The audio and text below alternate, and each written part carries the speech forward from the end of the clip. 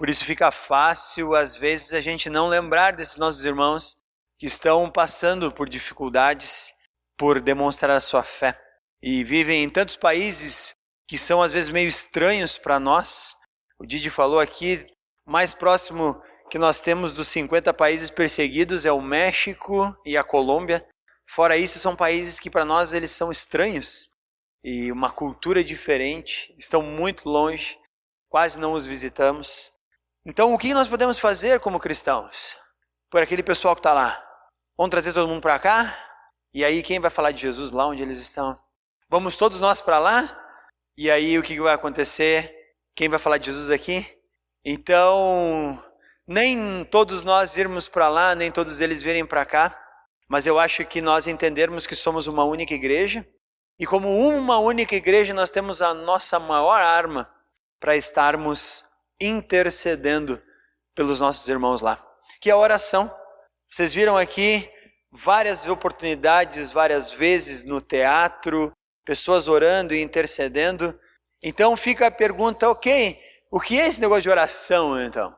O que é o orar? Às vezes a gente aprende desde pequenininho, não, mas eu já sei o que é orar. Sabe mesmo? Será que a gente sabe orar? Será que temos orado do jeito certo? Será que nossas orações têm sido eficazes? Será que elas têm alcançado o objetivo que Deus quer com as orações?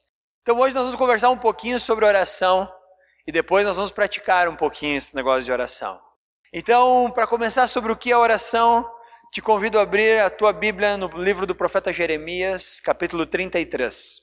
Jeremias 33, versículo 3. Abriu lá? Jeremias 33, 3, fala assim, Deus falando, né? Enquanto Jeremias estava preso no pátio da guarda, o Senhor Deus deu uma mensagem para ele. A mensagem começa no 2, assim diz o Senhor que fez a terra e formou e a estabeleceu, o Senhor é seu nome. E agora olha o 3, que interessante. Pergunte-me e eu lhe contarei coisas maravilhosas, segredo que você não sabe, a respeito do que está por vir. Primeira coisa que a gente pensa é que às vezes a oração então é a gente sentar e pedir. Falar. E na verdade parece que Jeremias 33, 3 diz que oração tem muito de ouvir. Entender o que Deus está falando e entender o que Deus está dizendo. Então a gente às vezes corre o risco de entender errado que oração é algo que nós vamos fazer para que Deus esteja fazendo, mas então eu vou falar e ele tem que ouvir, eu vou falar várias vezes para ele entender o que eu estou dizendo. E aqui Deus fala para Jeremias, me pergunte, me faça perguntas, deixa eu te contar sobre mistérios que você não vê, sobre coisas que você não imagina. Então, a primeira coisa é que a oração ela é uma via de mão dupla. Ela não é uma estrada de sentido único que só vai na direção do céu. A oração também vem como uma conversa que Deus tem para nós. Então, a oração ela é um fruto de um relacionamento que nós conseguimos desenvolver com Deus. Ela não é algo que nós vamos fazer como um mantra, uma coisa que Deus vai ter que responder, mas ela é então, primeira coisa, que a oração é uma via de mão dupla e é algo que brota espontaneamente do nosso coração para Deus e da mente de Deus para o nosso coração. Então a oração é uma via de mão dupla, não é um negócio chato, não é só sentar lá e pedir, mas tem muito então com ouvir. Imagina que você está tendo uma conversa com aquele teu amigo, tomando um chimarrão, e você só fala. Aí de repente você para. Aí teu amigo diz assim, puxa, agora eu vou poder falar alguma coisa. Olha, muito bom o papo, muito legal, estava bom o chimarrão, estou indo embora. Aí teu amigo vai olhar e vai dizer, ops, faltou um negócio nesse relacionamento aí. Quando é que ele ouve o que eu estou dizendo para ele? E aí, às vezes, Deus pode estar conversando contigo, dizendo, querido, isso que você está me pedindo, você não entende. Você não consegue compreender que isso pode ser muito mais complexo do que você imagina, mas nós não temos tempo para ouvir. E aí tudo que a gente fala, às vezes eu oro, mas Deus não fala. Eu oro e Deus não responde. Parou para ouvir a resposta dele? Quer que ele te responda como? Então a oração começa com uma via de mão dupla. Você fala, mas também você ouve. Não é um monólogo. Isso nos ensina Jeremias. Também nós temos uma dificuldade enorme de orar, porque temos em nós algo chamado pecado. E a nossa carnalidade nos impede, às vezes, de pensar espiritualmente.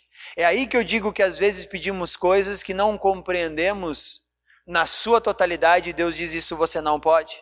Como uma criança que, de repente, pede para o pai assim: pai, eu quero um carro. E você diz: querido, você tem 12 anos, você não pode ter um carro agora. Mas pai, por que eu não quero ter um carro? Tu não me ama? Não tem nada a ver com o quanto eu te amo ou não. Significa que você ainda não tem capacidade suficiente, nem física e nem mental, para ter um carro. Você não compreende o quanto é dispendioso de dinheiro para ter um carro.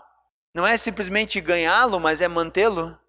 É abastecer, é pagar seguro, é pagar IPVA, é cuidar com multas, é saber dirigir, é se preocupar com as outras pessoas que estão contigo na estrada. Não é só sentar ali e sair dirigindo como você faz com o teu carrinho elétrico que o pai te deu de aniversário. Então naquele momento você vai com certeza dizer não. E talvez essa criatura, por causa da sua imaturidade, ela não vai entender que esse não é para o seu próprio bem, para a sua autoproteção. Ela simplesmente acha que ela já pode dirigir um carro. Então a nossa carnalidade, às vezes, ela nos impede realmente de entendermos quão grande é o nosso pedido. E Deus diz: você não está pronto para isso. Mas nós, como uma criança, ficamos emburrados e achamos que, na verdade, Deus não está ouvindo ou não está nos amando o suficiente quando não responde ou não nos dá aquilo que pedimos. Significa que diante de Deus nós temos uma maturidade muito pequena, comparada a uma criança de 12 anos e um adulto. Então, Romanos, capítulo 8, versículo 26. Abra aí a sua Bíblia nesse trecho da sua Bíblia. Romanos, capítulo 8, versículo 26 e 27. E o Espírito nos ajuda em nossa fraqueza, pois não sabemos orar segundo a vontade de Deus, mas o próprio Espírito intercede por nós com gemidos que não podem ser expressos em palavras. E o Pai, que conhece cada coração, sabe quais são as intenções do Espírito, pois o Espírito intercede por nós, o povo santo, segundo a vontade de Deus. Paulo aqui, ele acabou de entrar num dilema. Ele fala no capítulo 7 que nós fomos libertos da lei. Ele fala sobre o problema da carnalidade que não nos permite fazer aquilo que queremos como o bem, mas o mal que não queremos. E aí então ele chega no final do capítulo 7 com uma conclusão dura, dizendo: miserável homem que sou. E aí ele abre o capítulo 8 dizendo: graças a Deus por Cristo Jesus.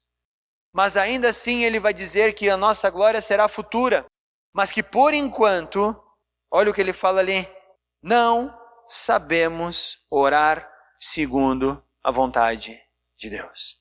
Eu não sei quão maduro você é na fé, e isso não tem a ver com tempo de cristianismo, tem a ver com maturidade e crescimento.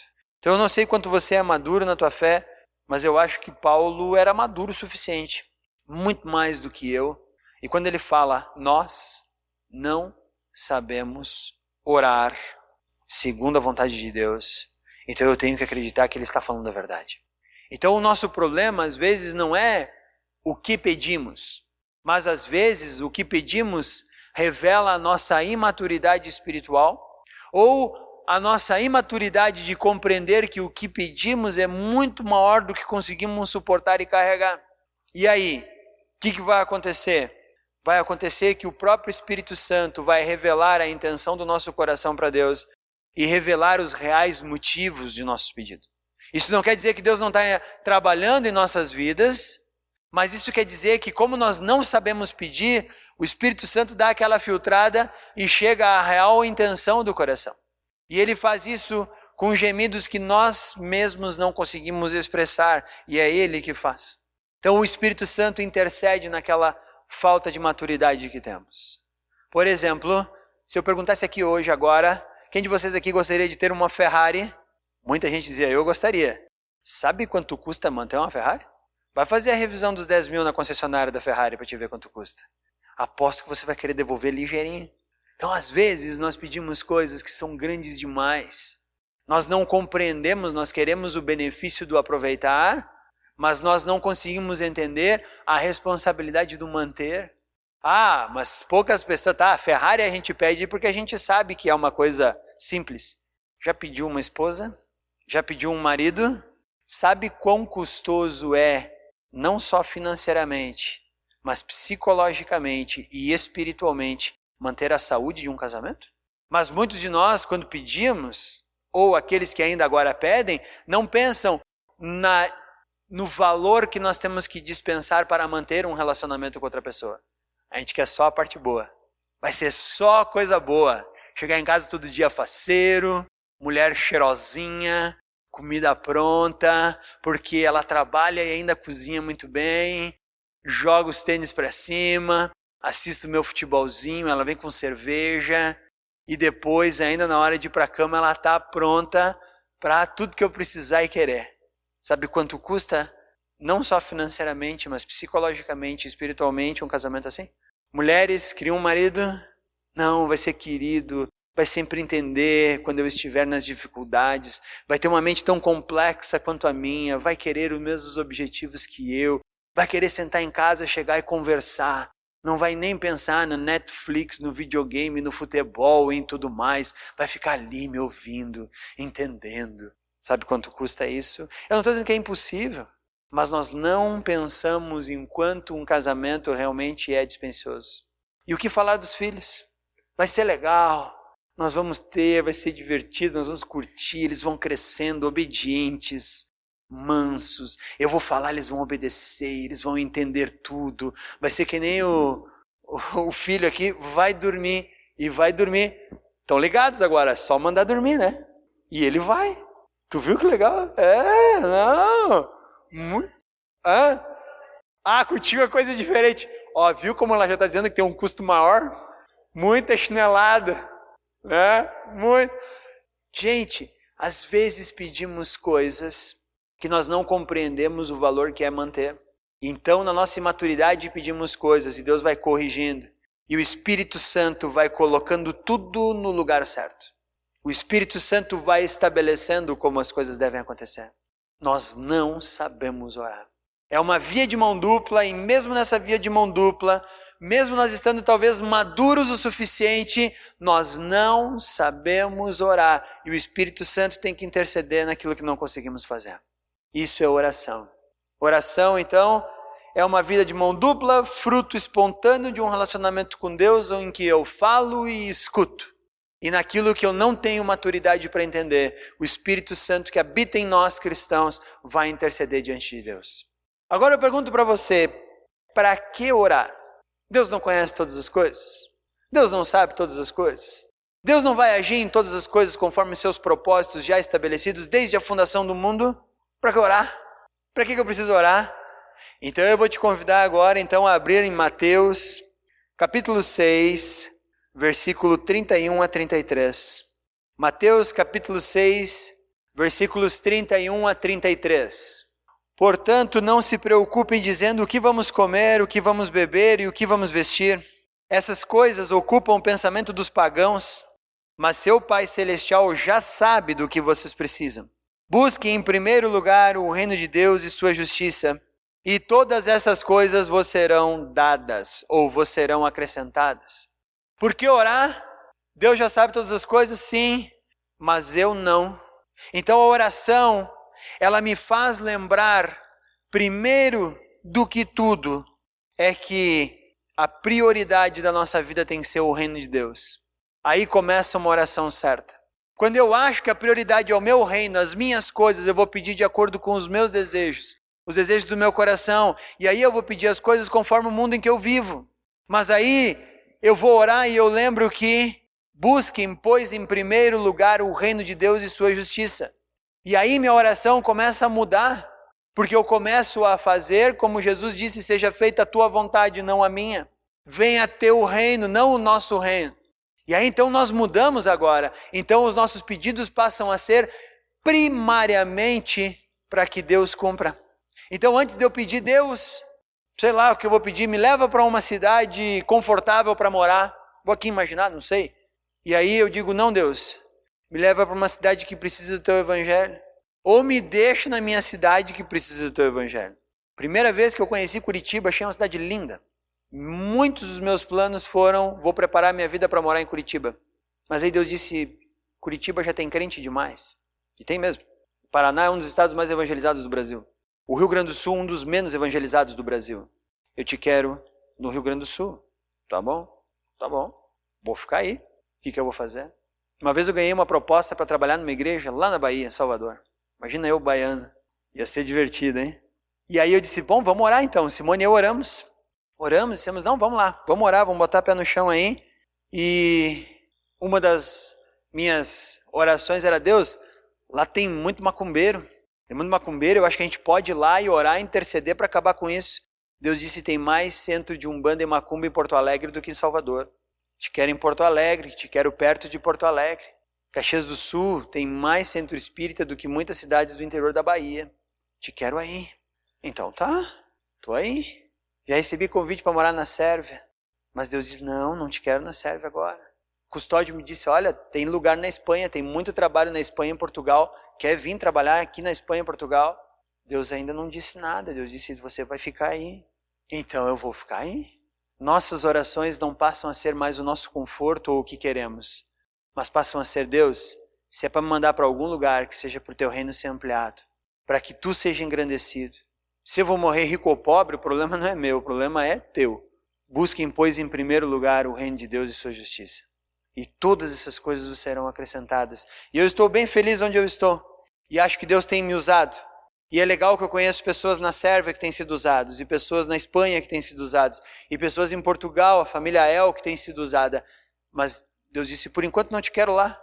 E eu disse, tá bom, não vou mesmo se tu não quer. Vou eu brigar contigo? Eu não. E aprendi que fazer isso é uma péssima ideia. Mas talvez se eu pensasse primeiro no meu conforto, quem sabe eu iria. É bem melhor morar lá às vezes do que aqui. Principalmente agora com essa prévia aí da grande tribulação que a gente está tendo com a greve dos caminhoneiros. Isso aí é o test drive da grande tribulação, gente. Então, orar para quê? Para lembrar que primeiro de tudo é o reino de Deus que importa. Segunda coisa, abra no meu livro de Filipenses, capítulo 4, versículo 6. Filipenses, capítulo 4, versículo 6. Chegaram lá?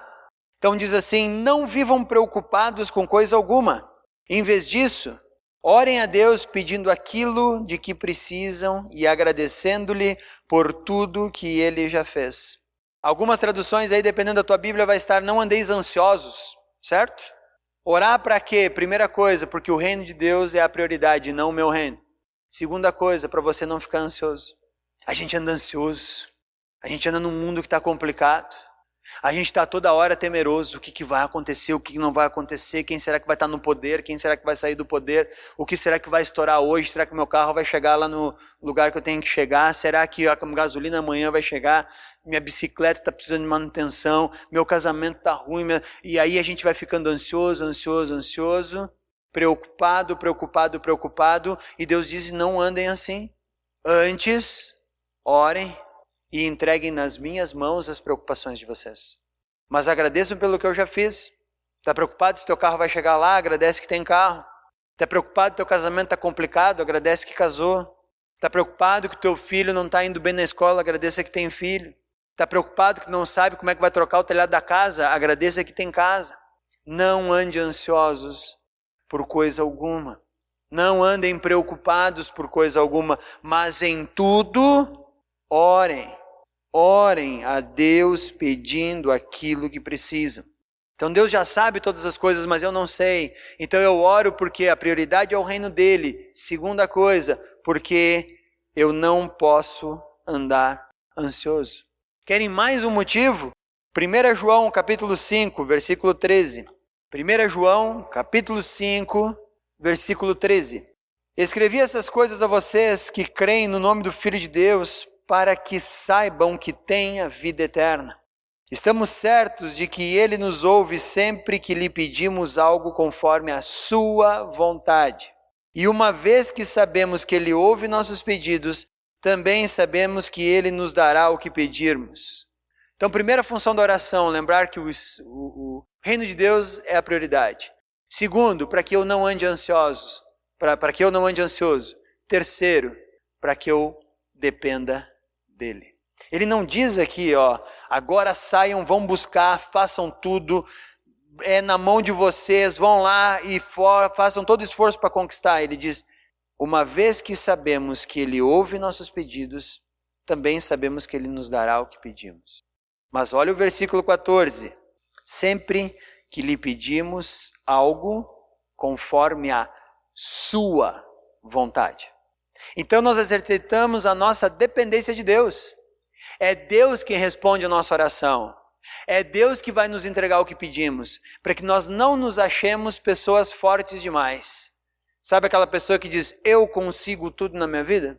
Não, você não consegue nada. É Deus quem dá. É Deus quem permite ter. É Deus quem coloca nas suas mãos. Então nós, pessoalmente, não conseguimos fazer nada. É Deus. Então a oração serve para que eu dependa dele.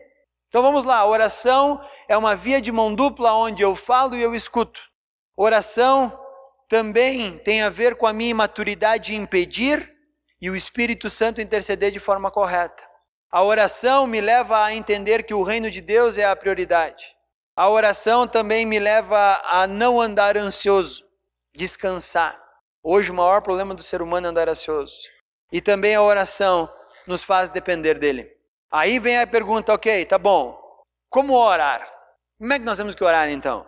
Primeiro eu vou te dizer como não orar. Porque às vezes a gente fica com aquela, vamos orar como? E eu vou te dizer, olha, eu vou te dizer como não orar. Então já abra aí a tua Bíblia em Mateus capítulo 6 e nós vamos entender como não orar antes de entender como orar. Mateus capítulo 6, versículos 5 e 6. Chegaram lá? Quando vocês orarem, não sejam como os hipócritas que gostam de orar em público nas sinagogas e nas esquinas, onde todos possam vê-los.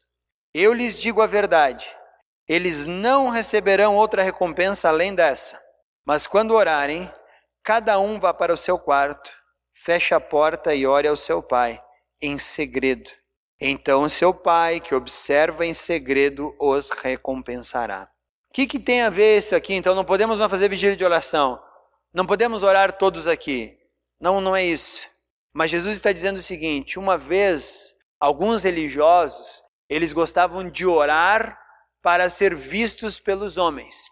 E é legal que Jesus disse, eles já conseguem o que eles querem. Por quê? Eles querem ser vistos pelos homens, os homens vão lá, olham e saem. Agora você acha que as orações deles são respondidas? Não. Por quê? Porque eles oram de forma hipócrita para impressionar as pessoas. Nossa, como essa pessoa ora? Esse sim é um homem de oração. E na verdade Jesus diz, essas pessoas aí que querem ser vistas pelos homens, elas conseguem o que elas querem. Por quê? Elas querem ser vistas pelos homens. Então elas são vistas, mas as suas orações não são respondidas. Então, primeira forma de como não orar. Não ache que oração é uma forma de atrair a admiração dos homens. Não, esse é um homem de oração. A oração desse cara é forte. E Deus diz, não façam isso. Isso é hipocrisia. Quando vocês tiverem que orar, quem é que é o alvo da oração? É Deus. Então você vai num lugar onde só Deus vai te ver. Onde só Deus vai estar contigo. E aí ali sim você agora dispensa a tua oração diante dele. Mas não ore para ficar sendo visto pelas pessoas na rua. Segunda coisa de como não orar é o versículo 7 e 8. Ao orar, não repitam frases vazias, sem parar, como fazem os gentios. Eles acham que se repetirem as palavras várias vezes, suas orações serão respondidas. Não sejam como eles, pois seu Pai sabe exatamente do que vocês precisam antes mesmo de pedirem. Então, oração não é reza. Reza é coisa que Deus não se agrada. Ficar lá repetindo a mesma coisa várias vezes, não vai fazer com que Deus responda a tua oração. Então esse negócio de rezar e ficar repetindo sempre a mesma reza é coisa de pagão. Não sou eu que estou dizendo, é Deus. Porque é o próprio Jesus falando para as pessoas.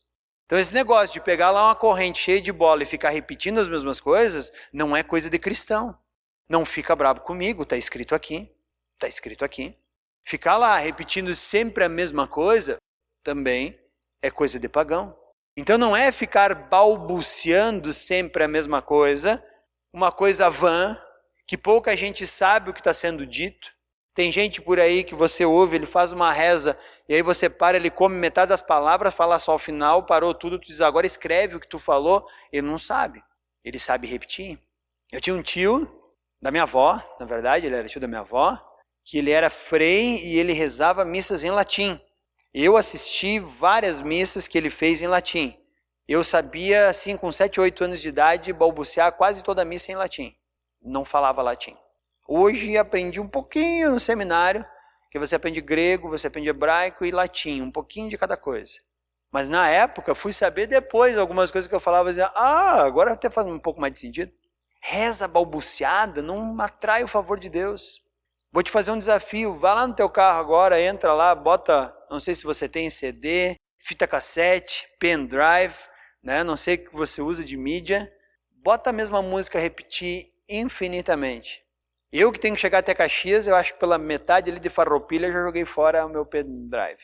Por quê? Quem aguenta ficar ouvindo a mesma coisa, a mesma coisa, a mesma coisa, a mesma coisa, a mesma coisa?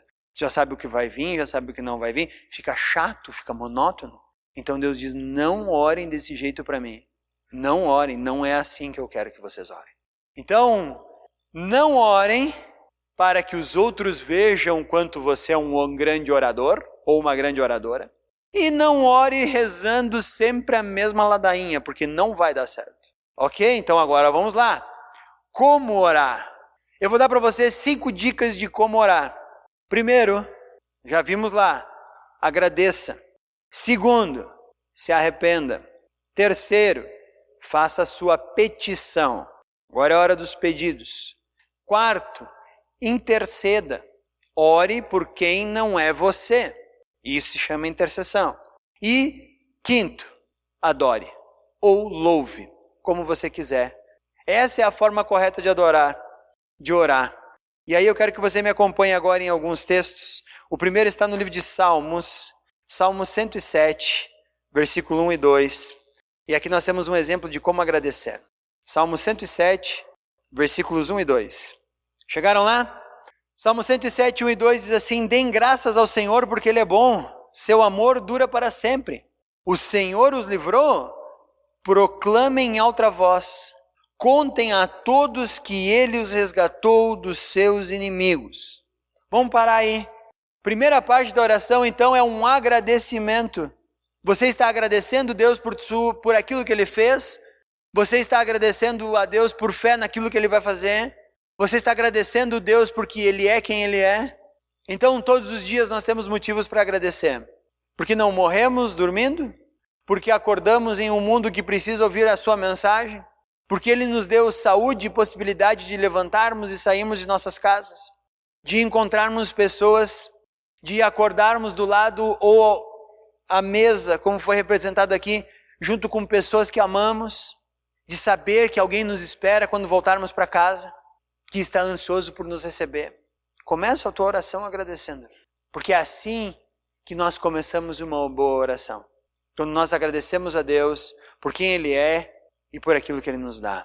Agora vá para o livro de Neemias, volta um pouquinho. Volta ali, tem Esdras, Neemias, capítulo 1, versículos 5 a 7. Neemias morava lá em Suzã, capital do Império Medo-Persa. Chegam algumas pessoas de Jerusalém. E aí ele pergunta, como é que está Jerusalém?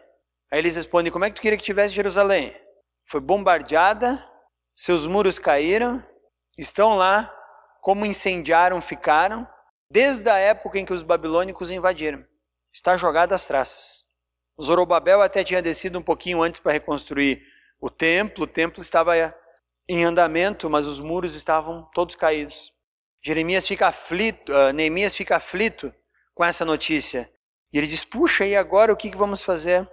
E aí ele começa então uma oração, e a oração começa no versículo 5, quando ele diz assim, ó Senhor Deus dos céus, Deus grande e temível, que guardas tua aliança de amor leal para com os que te amam e obedecem teus mandamentos. Ouve minha oração, olha do alto e vê que oro noite e dia por teu povo Israel. E agora vem a parte legal. Confesso que temos pecado contra ti. Sim, minha própria família e eu temos pecado. Temos pecado terrivelmente contra ti. Não temos obedecido a teus mandamentos, decretos e estatutos que nos deste por meio do teu servo Moisés. Então oração não é só chegar e pedir. Oração é agradecer, mas logo depois de agradecer, reconhecer que nós não temos feito o nosso papel de forma correta. Reconhecer que nós temos pecado. E que muitas vezes os nossos pedidos errados são fruto do nosso egoísmo e do nosso pecado. Então nós temos que confessar que muitas vezes durante esse dia que Deus deu para nós mostrarmos e revelarmos Ele para as pessoas, somos irados, somos mal educados, pensamos em nós mesmos, somos egoístas, omitimos o falar dele para as pessoas. Aí chegamos de noite e queremos fazer uma oração do bonzinho? Não! Comece a confessar os pecados todos aqueles que você cometeu durante o dia. E se você disser, não tenho cometido pecado, começa confessando a mentira. Começa admitindo, pois é, Deus, quem é que eu quero enganar? Estamos aqui só eu e o Senhor. Eu sei que eu peco, o Senhor também. Então vamos lá, deixa eu puxar a lista aqui. Neemias disse, eu tenho pecado, minha família tem pecado, nós israelitas temos pecados.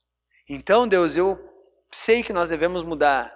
Então eu peço perdão por mim, por minha família, por minha nação. Que oração bonita.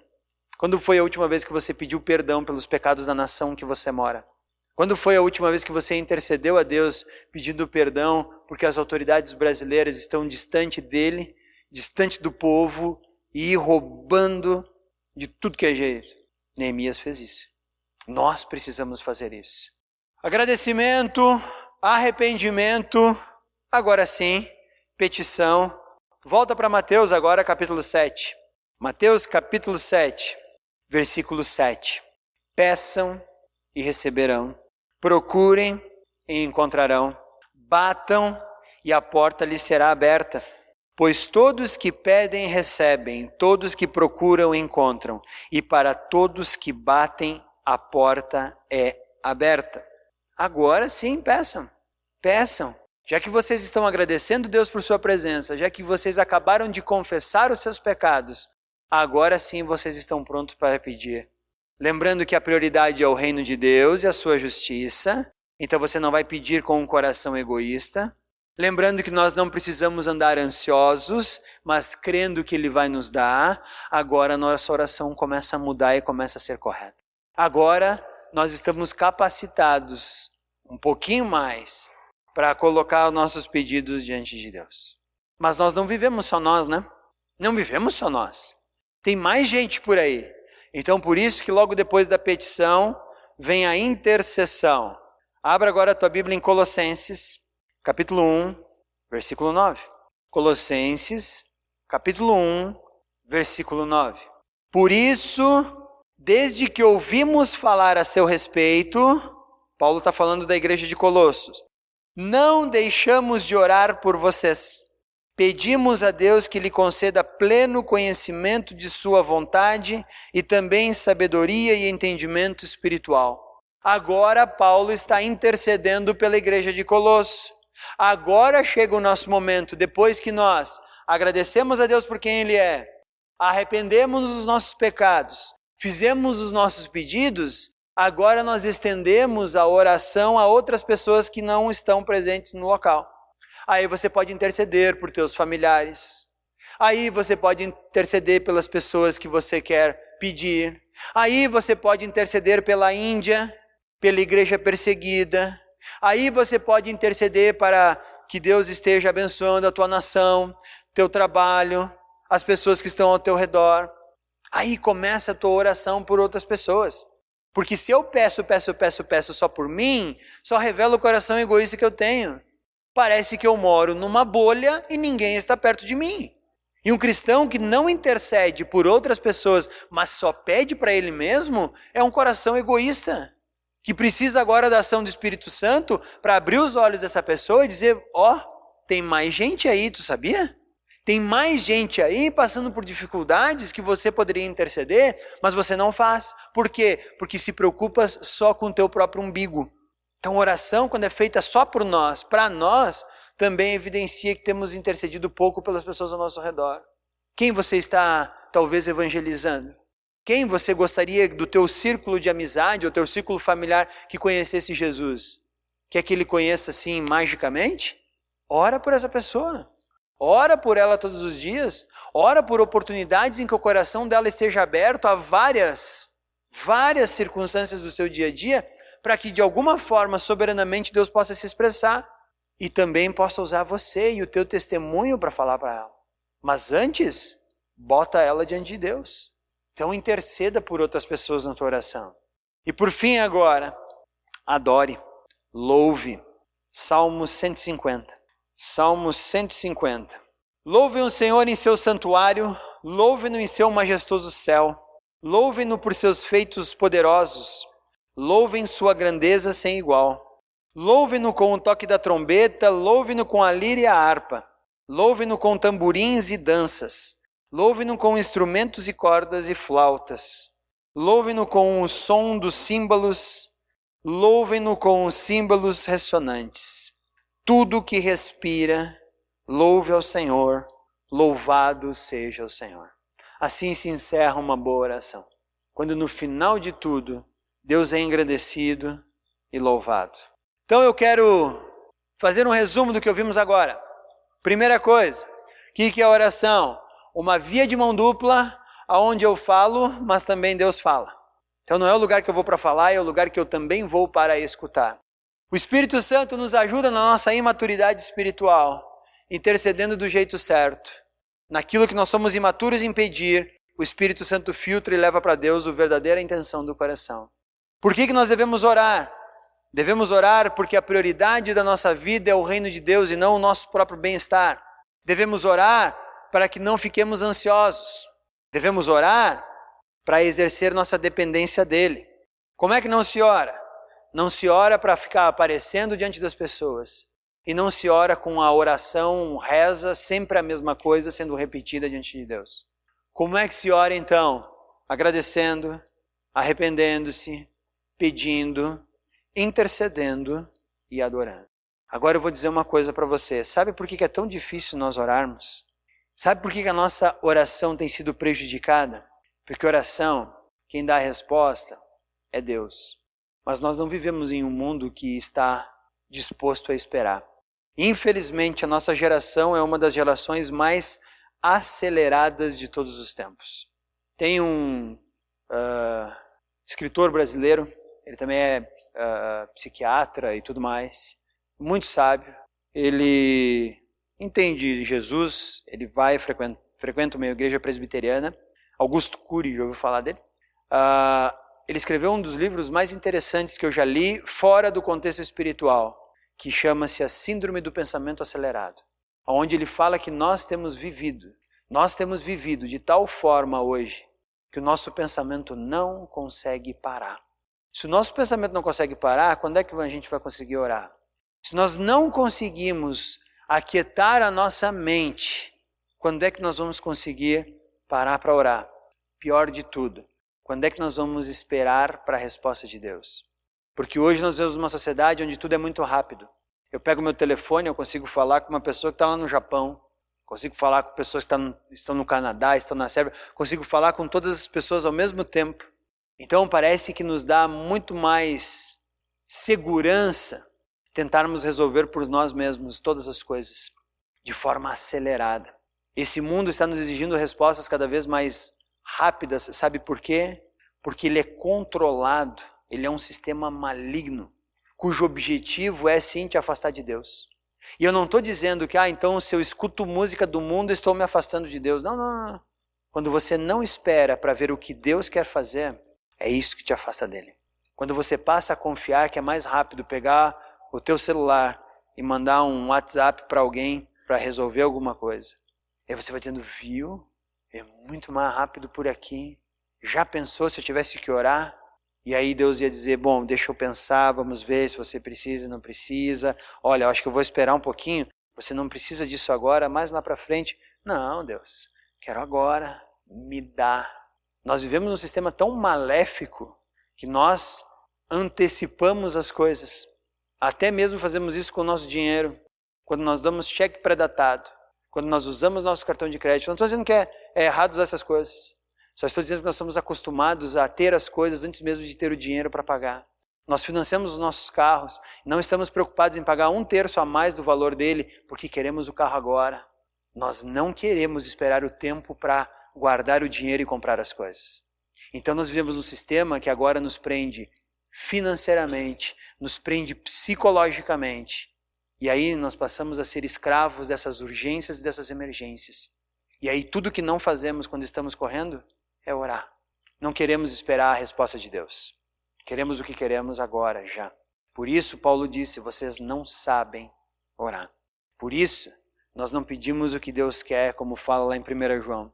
Nós pedimos o que nós queremos. E aí estamos atolados dizendo, Deus não está vendo minha situação, Deus não está vendo minha situação, Deus não está vendo minha situação.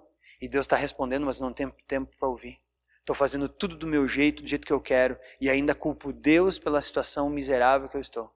Seja psicologicamente, seja financeiramente, seja correndo, seja sobrecarregado de coisas. Vivemos em um mundo que nos afasta de Deus. Usa a tua oração para você voltar à sintonia dele. Usa a tua oração para descarregar a tua mente. Usa a tua oração a teu favor. Para de pedir. Para de pedir enlouquecidamente, achando que Deus agora é o gênio da lâmpada. Você vai lá, esfrega, pede e ele dá. Você vai lá, esfrega, pede e ele dá. Isso não é Deus, isso é o gênio. Aí você tem que se chamar de Aladim, não de cristão. Usa a tua oração do jeito certo, para que possamos colocar o nosso coração em sintonia na realidade do Espírito Santo de Deus. Antes de pensar para onde é que tu vai, ore e pede para Deus onde é que Ele quer que você esteja. Tenho visto lá em Caxias do Sul muitos jovens se lançando para o mundo, sem pedir para Deus onde é que eles deveriam estar. E é interessante quando eu vou falar com alguém, eu estou indo lá morar não sei aonde, lá nos Quintos dos Cafundós de Lagoa Vermelha. Eles vão mais longe que isso ainda. E aí eu digo, nossa, mas quem orou contigo? Você pediu o que para Deus? Não orei, não pedi, simplesmente acho que tem que ser assim. Vai lá, não vou nem pedir para Ele te abençoar, porque eu não sei se Ele está te mandando, como é que eu vou dizer para Ele te abençoar? Pessoas que estão consumindo coisas, eu digo, tá, calma, só um minutinho, Deus pediu para você comprar isso? Não, mas eu quis, era legal. Quis, era legal, né? Temos feito tudo sem entender que a prioridade é o reino de Deus e sua justiça. Temos feito tudo porque achamos que o nosso bem-estar está na frente do reino de Deus. Ore, ora para Deus. Agradeça, arrependa-se, peça, interceda e louve. E você vai ver que alguma coisa vai começar a mudar. Não em Deus, mas no teu coração. E você vai conseguir viver uma vida um pouco mais sóbria. Por quê? Porque a oração sintoniza teu coração com Deus. Muitas pessoas chegam no final da vida sobrecarregadas, pesadas. E tudo que eu escuto lá, estou louco para largar esse fardo. Qual fardo? O do trabalho que está te sobrecarregando? Não, o do evangelho. O trabalho eu ainda consigo por mais alguns anos. Quê? Tenho escutado muito isso lá. Vamos trocar, cara. Larga o peso do trabalho, fica com o do evangelho. Por quê? Porque Jesus disse que o evangelho é leve. O fardo dele é leve. Aí você quer largar o fardo leve para levar o pesado? Não estou entendendo. A oração nos coloca no lugar certo. A oração sincroniza nosso coração com Deus. E a oração é a maior arma que nós temos para fazermos o reino de Deus crescer, para intercedermos pelas pessoas que estão ao nosso redor.